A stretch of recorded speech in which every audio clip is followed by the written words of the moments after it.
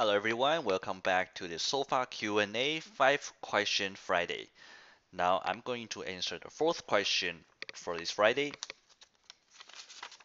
The fourth question is, what's leverage? What are the leverages available? Is it the same for every brokerage and currency pairs? And what's ideal leverage? Wow, again, another very good questions. Very good. Um, the leverage basically is that you are, well, let's put it in an easy way. It's like buying a house.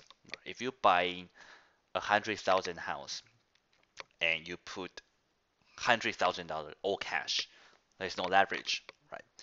But generally speaking, nowadays you put down payment.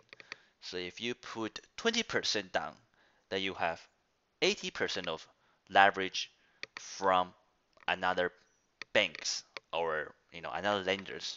So you're buying a house with leverage. Right? Basically, is you're using other people's money to buy a house. You're borrowing money for this investment. Now, what's the good thing and bad thing? Okay, so the good thing and bad thing for leverage is that it's a double-edged sword. If you're making money in this investment, your return will be greater because you put in less money.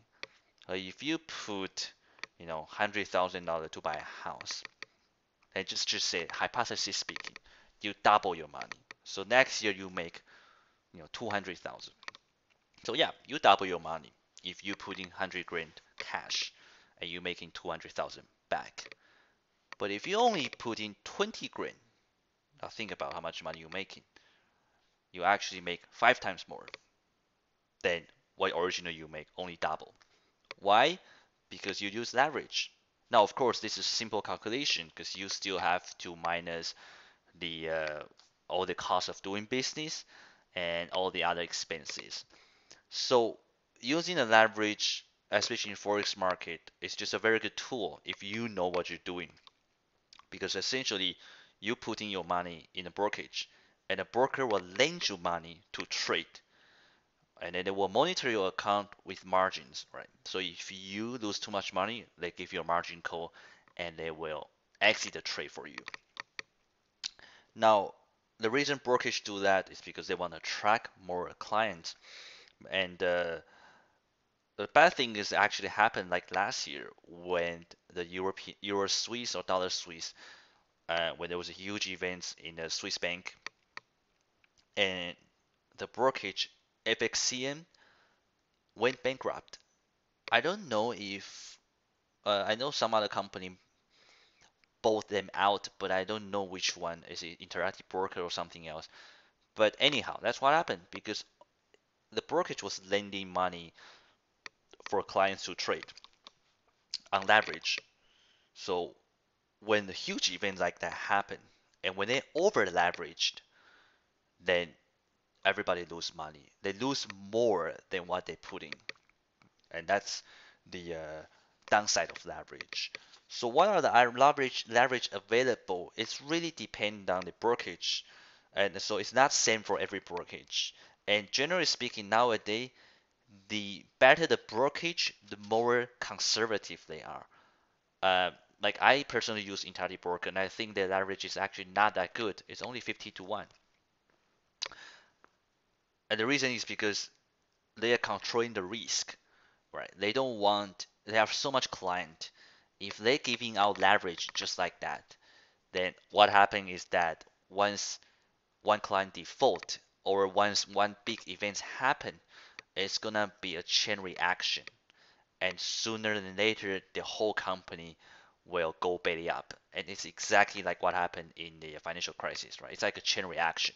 So generally speaking, now the good brokerage like Oanda, like Intelli Broker, they don't want to give too much leverage, versus a very new brokerage will try to give the client a lot of leverage because they want to attract clients. And the reason they do that in the business point of view is because every new trader, 90% of traders lose money. So for them, it doesn't matter, right? The trader is gonna blow up his account very soon. So they don't really care that this person gonna do any damage. But in order to attract traders, they have to offer better leverage. Because if they offer the same leverage as a big brokerage, then why would people go with a small one? So that's why you have to be very careful when you choose brokerage. If you see a brokerage offer you ridiculous amount of leverage, that's a very big warning sign because you don't know if that brokerage is even solid enough when shit happened, right? So you don't want to be in with those kind of brokerage because I heard story personally from other traders like they make money from the brokerage and the brokerage just disappear. So basically they just stole the client's money away, and then the brokerage is in Russian or in some other countries. Again, not to say anything bad about Russian, I'm just saying that it's not in a country where they have regulations, and there's nothing you can do. You just lose your money. So generally speaking, you want to go with a brokerage that has a segregated account. That means that they don't touch the client's money and the company money are separated.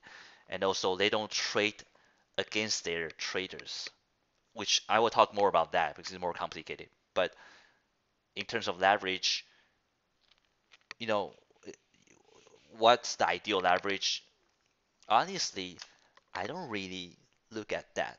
I look at the ideal risk percentage. Because let's say, if you want to do proper trade, right? You have $1,000 and you say, I want to risk, you know, 1%, or that's $10, right? That's $10. I want to lose 2%. I want to really risk 2%. That's $20. If you lose $10 a trade, $20 a trade, then it doesn't matter what leverage you have, you will never go over, right? It's fine. And if you follow the percentage rule, the leverage itself is not that important. Now, however, if you try to, maybe taste the account or just have fun, just trying to play around with a big leverage, then yes, leverage does make a difference. But again, it depends on your strategy. Personally, I trade very safe and very conservatively. So for me, I only risk 1%, 2% per trade, and I never lose more than 4% at any given time. Right. So no matter how many currency pair I have on the table, I never lose more than 4%. That means that it doesn't matter what's my leverage, because with 4% of risk capital, I will never go over. I never want to get any margin call. So for me, the question should not be what's the ideal leverage. The question is really about what's the ideal amount for you as a trader to risk in every single trade. And that is really depend on your own personality, your financial situation, and how much money you are actually willing to lose. And we'll talk about more about that in other videos. But just to let you know, the leverage itself, for you, just keep in mind, you don't want to go with a brokerage that offer you ridiculous amount of leverage. Again, that's a warning sign. And as a trader, I don't care about leverage. I care about my risk capital and my risk percent per trade. Thank you very much. I'll come back with the last question for this SoFi Q&A Friday 5 question. I'll see you very soon. Thank you.